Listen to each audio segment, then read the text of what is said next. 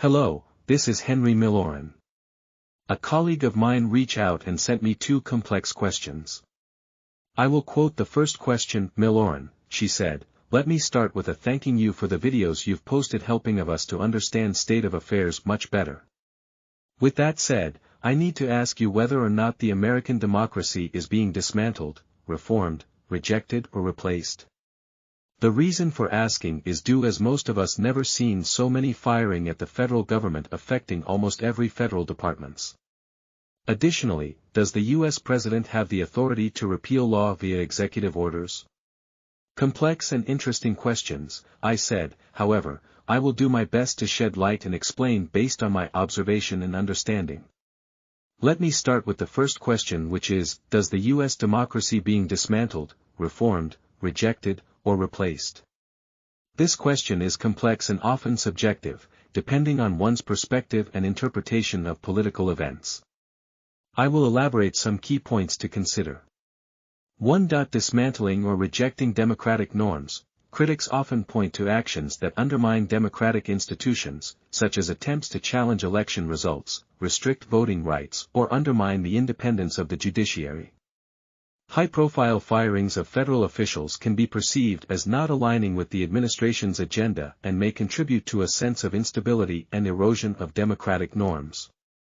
2. Reform efforts. Supporters of current reforms will argue that changes are necessary to address systemic issues within government. This could include efforts to streamline federal departments, reduce bureaucracy, or implement policies that reflect the will of the electorate. These reforms are often framed as a means of enhancing governmental efficiency and responsiveness. 3. Political polarization. The current political climate is marked by significant polarization, with both major parties often viewing each other as threats to democracy. This polarization can lead to an environment where drastic measures are taken by those in power to secure their agendas, which some can interpret as a rejection of democratic principles. 4. Public sentiment. Surveys and studies often reveal divided public opinion regarding trust in government, the electoral process, and the media. Some citizens feel that their voices are not heard or that the system is rigged against them, which can lead to calls for radical changes or even replacement of existing structures. 5. Historical context. Comparisons to past periods of American history can provide insight. For instance, the Civil Rights Movement, Watergate and the January 6 scandals were times of significant upheaval that led to reforms. In this context, current events may be seen as part of a larger cycle of challenge and reform in American democracy. Now, let's dive into your second question, and I quote, whether or not the U.S. President has the authority to repeal law via executive orders. To the best of my knowledge, the President of the United States has the authority to issue executive orders, which can modify or direct the operation of federal agencies and their implementation of laws. However, presidential executive orders cannot directly repeal laws passed by Congress. Key breakdowns and points to help you with current situation. 1. Executive orders and legislative authority. An executive order can clarify how existing laws should be enforced or can direct agencies to prioritize certain actions.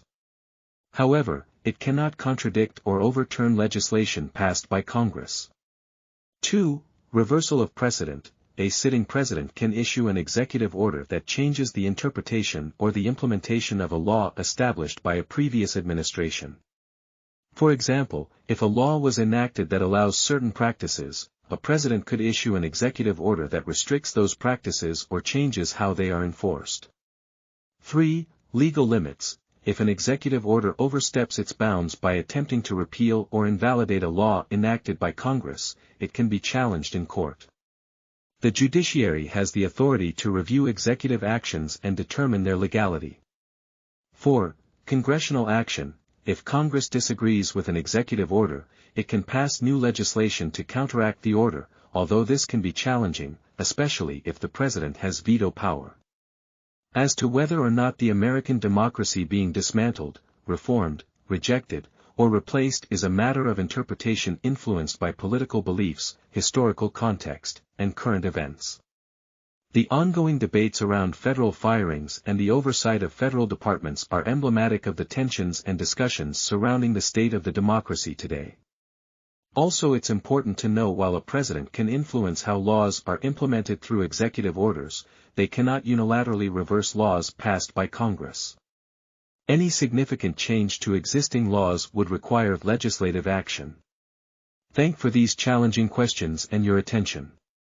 Please share this video with your network and don't forget to subscribe to the channel to receive automatic notification of newly uploaded videos. A reminder to continue to be safe, smart and strong. Stay tuned for our next video exploring the danger of replacing competent federal workers with loyalists.